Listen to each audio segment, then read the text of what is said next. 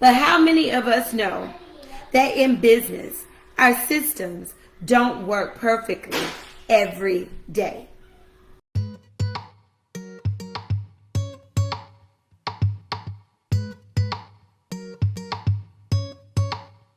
And when they don't work, that doesn't give us an out.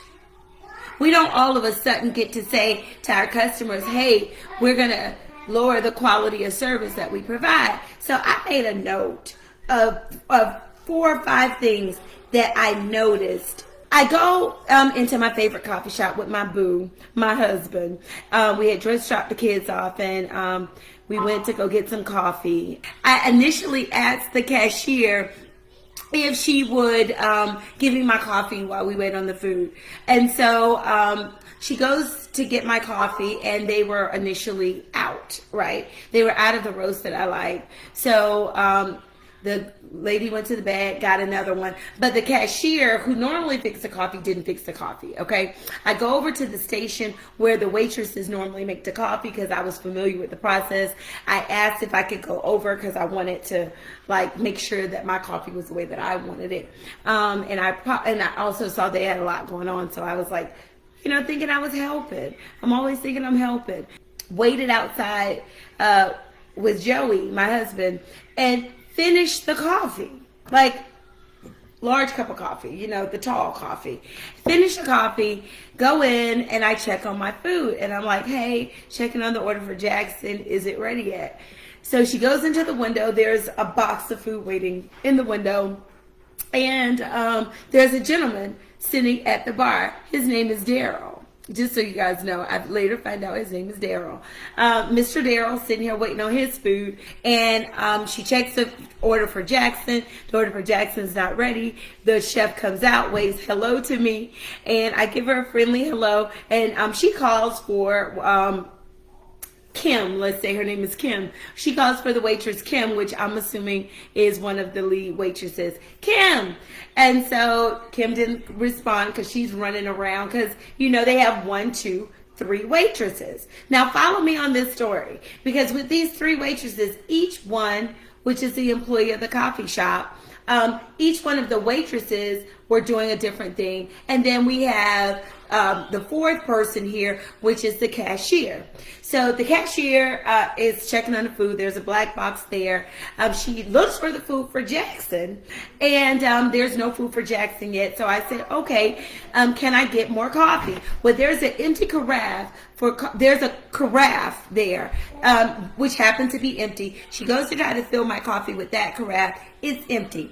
So now I go back over to the coffee station, and I'm like telling the other waitress number 2, hey, can I get some coffee? And she's like, I said, which coffee is that? Because I want regular roast. Oh, there's no regular roast over here. Well, it's not true, because I just got regular roast, which was from a brand new pour.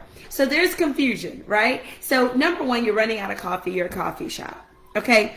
Number 2, you have patrons waiting outside for their food. You got a patron waiting at the counter for their food. And so it just you can see everyone getting a little antsy. So the other waitress who had helped me earlier, the one who had been running around helping everybody, she came over and she had the other pot of coffee. And so she refilled my coffee.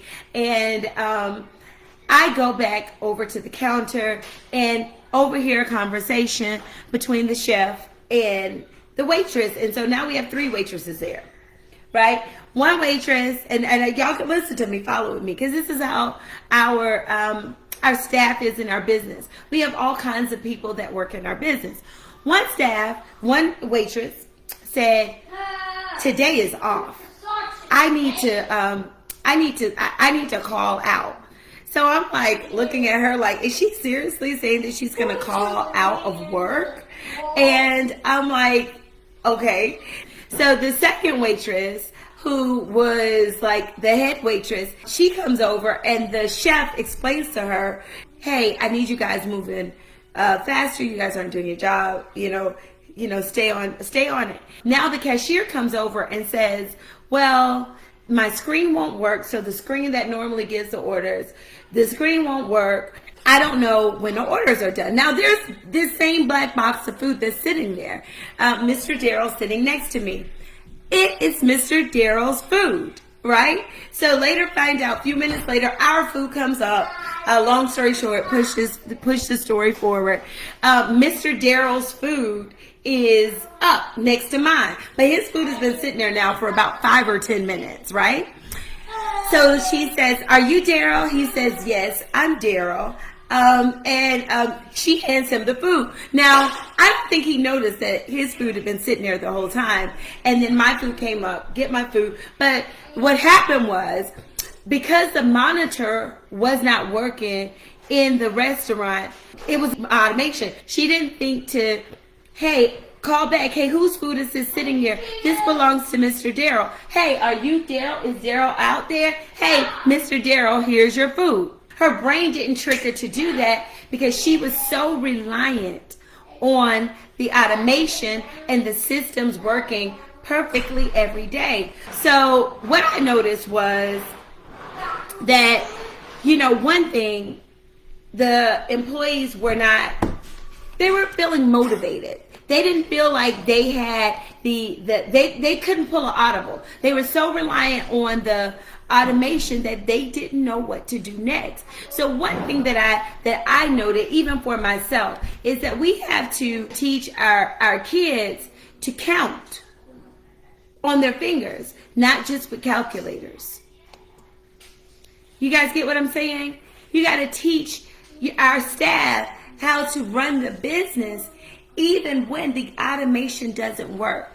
If the register wasn't working, if the order system isn't working, that does not stop the show. That does not mean that we should move slower. That just means that instead of the orders telling you on the screen that, hey, Mr. Darrell's order is ready, now, like the chef had suggested, what I'm going to do for the rest of the day so that we can keep this train going is I'm going to put a piece of paper that says Darrell Jackson order so that you'll know whose order it is and you don't have to call back. That's number one. Number two, she was responsible for that.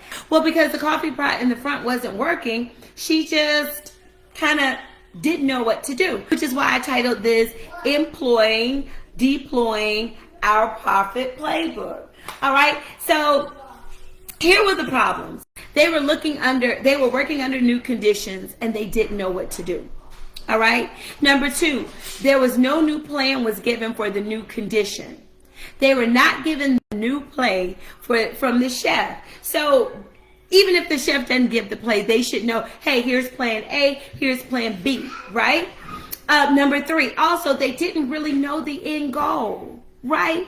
The end goal is to get the customers in and out in a set time frame, whatever it is, right? And they only knew their function, which the cashier really was only focused on taking orders at the register, right? The one waitress was really into, seeing what was off, helping customers that she saw were off. But the other two were just focused on their tables. All right. Number four, they were not communicating and working together as a team. And number five, people were getting frustrated and there was no huddle to fix the issue. So, you see, you got to empty your profit to run the play. How can the team move when they only know one play? So we got to give our team our profit playbook. The coffee shop ran wonderfully automated. And we got to have more than just reliance on our automation.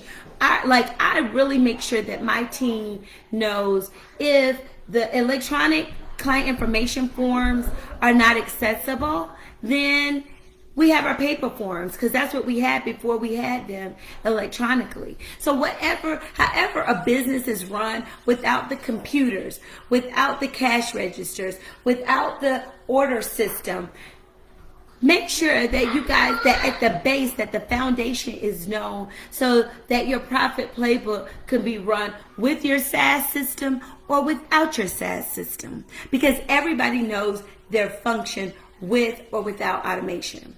All right?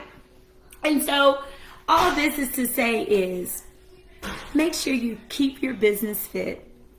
If you write down how you make your profit, that's important. And what I also encourage you guys to do is to identify when, like, keep track of your financials on a monthly basis. If you're a restaurant, you probably should be keeping track of it on a weekly basis. See what happened during your lowest profit month. What did you guys do differently? What is the play? What needs to be changed in the play, right? On your winning months, what did you do to win during that month? That's why accounting systems are so important, right? We have our front numbers, we got our back numbers, but how many customers did we see that day and why? Right? How many customers did we have walk in our door? How many people walked in our door? Because sometimes, even when you have a retail front, or even from when you're running ads, how many people saw your ad or walked into your store but didn't buy? And why? What was going on that day? Right? Making sure that you know those numbers. Tell your staff what you expect. How many customers do you expect to have in the business in a month? What does profit look like? Profit Playbook and your business is more than just your bank account. It's more than your tax return. It's more than your profit and loss statement. It's more than your balance sheet. You can't just look at one or the other. It's more than your customers. A business is a system. Your accounting system is one part of your business that you gotta make sure that it is in shape. And if you're in business today and you don't have an accounting system, we offer accounting system with our business. Complete our business client information form at using the bit.ly link, www.bit.ly/I love my accountant. We'll see your information come in, and one of our accountants will reach out to you, or our client delivery specialist will reach out to you to see how we can help you, and we will even give you a assessment of your business, a review of a fit assessment. Okay, you guys are my family. You guys are my friends. You guys, are my people. So, y'all, thank you for sticking with me. And until next time, don't forget to move your profit in the right direction. And that's up. Check your balance sheet today. Watch your bottom line the right way. And your profit is in your books, not in your bank account. Remember, I said that. Get your business fit to take your business in the right direction. And that is what's up. And I'll talk to you later. Bye.